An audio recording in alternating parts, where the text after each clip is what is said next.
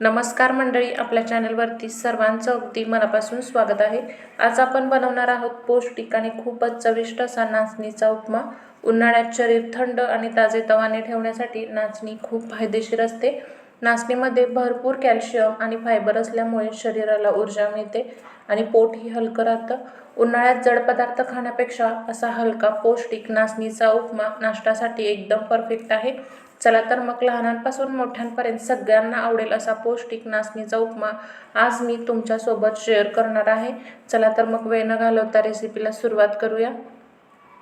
कढईमध्ये 1 चमचा तूप घालून यामध्ये 1 वाटी रवा घालायचा आहे आणि याला सुद्धा 2 ते 3 मिनिट परतून घ्यायचा आहे। तर इथे आपला रवा छान असा परतून तयार झालेला आहे। कलर सुद्धा याचा थोडासा बदललेला आहे, तुम्ही बघू शकता।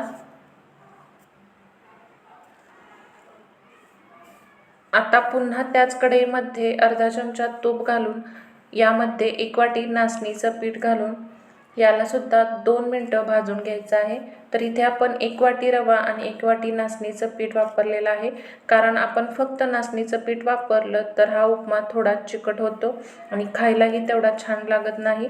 असं अर्ध अर्ध दोन्ही घेतलं की उपमा अगदी टेस्टी होतो आणि आपण यामध्ये नाचणी घातली आहे हे सुद्धा लक्षात येत नाही। लहान मुलांच्या वाढीसाठी आणि स्त्रियांसाठी नाचणी खाणं खूप फायदेशीर आहे। तर इथे आपण ज्या वाटीने रवा घेतला होता त्याच वाटीने नाचणीचं पीठ घेतलेलं आहे आणि त्याच वाटीने इथे आपणाला 4 वाटी पाणी गरम करत ठेवायचं आहे। तर इथे मी त्याच सेम वाटीने एकूण 4 वाटी पाणी एका भांड्यामध्ये घेतलेलं आहे आणि ते छान असं उकळून घेणार आहे। आता त्याच कढईमध्ये 2 चमचे तेल घालायचं आहे। तेलाऐवजी तुम्ही तुपाचा वापर केला तरीही चालेल, कारण तुपामध्ये केलेला उपमा खायला खूपच छान लागतो। आता यामध्ये 1 चमचा मोहरी घालायची आहे। मोहरी छान तडतडली की यामध्ये 1 चमचा उडीद डाळ आणि 1 चमचा हरभरा डाळ घालायची आहे आणि 1 मिनिटभर परतून घेऊया। 10-12 काजूच्या पाकळ्या घातलेल्या आहेत, त्याही परतून घेऊया। कढीपत्त्याची पाने घालूया आणि 2 ते 4 हिरव्या मिरच्या इथे मी बारीक चिरून घेतलेल्या आहेत, त्या सुद्धा घालूया आणि परतून घेऊया। 1 मोठ्या आकाराचा कांदा इथे घेतलेला आहे उभा चिरून, तो घालूया आणि तो मऊ होईपर्यंत परतून घ्यायचा आहे। कांदा इथे आपला बघू शकता आता तुम्ही मऊ झालेला आहे। तर इथे मी 1 छोटी ढोबळी मिरची बारीक चिरून घेतलेली आहे, ती घालूया। 1 गाजर बारीक चिरून घेतलेला आहे, ते घालूया आणि थोडेसे हिरवे वाटाणे घेतलेले आहेत, ते घालायचे आहेत। इथे भाज्या तुम्ही तुमच्या आवडीनुसार कोणत्याही घालू शकता आणि याला मोठ्या गॅसवरती 1-2 मिनिट परतून घ्यायचं आहे आणि पाव चमचा हिंग घालायचा आहे। चवीनुसार इथे मीठ घालायचं आहे आणि पुन्हा याला 1 मिनिटभर आपण परतून घेणार आहोत। आता गॅसची फ्लेम कमी करायची आहे।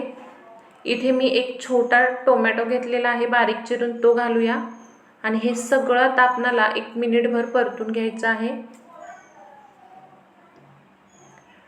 भाज्या छान अशा इथे परतून झालेल्या आहेत। आता यामध्ये आपण खिसून घेतलेलं आलं घालणार आहोत आणि सोबतच फोडणीमध्ये आपण थोडीशी कोथिंबीर घालणार आहोत आणि याला सुद्धा परतून घेणार आहोत।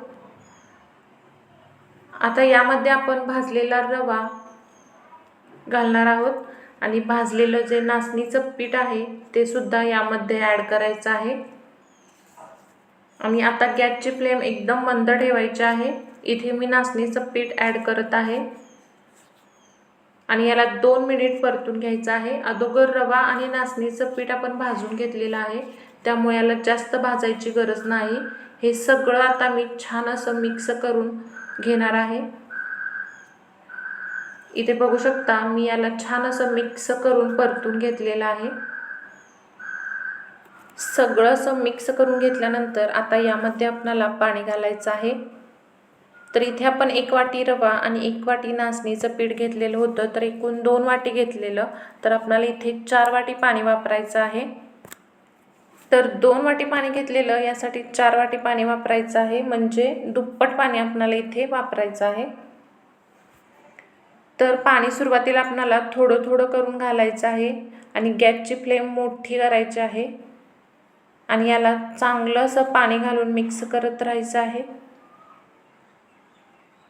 हे सगळं व्यवस्थित असं मिक्स करून घ्यायचं आहे.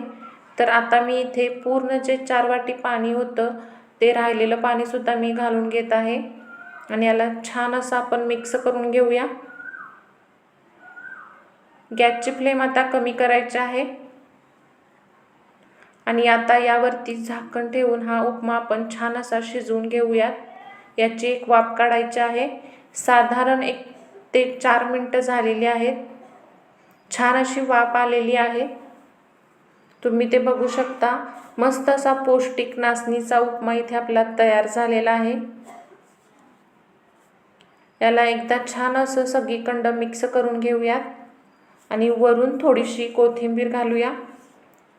तर आजची रेसिपी तुम्हाला कशी वाटली हे कमेंट करून नक्की सांगा. व्हिडिओ आवडला असेल तर लाईक करा आणि आपल्या मित्रमैत्रिणींना नक्की शेअर करा. अशा सोप्या आणि चविष्ट रेसिपीसाठी आपल्या चॅनलला सबस्क्राईब करा. पुढची रेसिपी कोणती पाहायची आहे हे कमेंट करून नक्की सांगा. पुन्हा भेटूया एका नवीन रेसिपीसोबत. तोपर्यंत आनंदात रहा आणि स्वादिष्ट खा. धन्यवाद.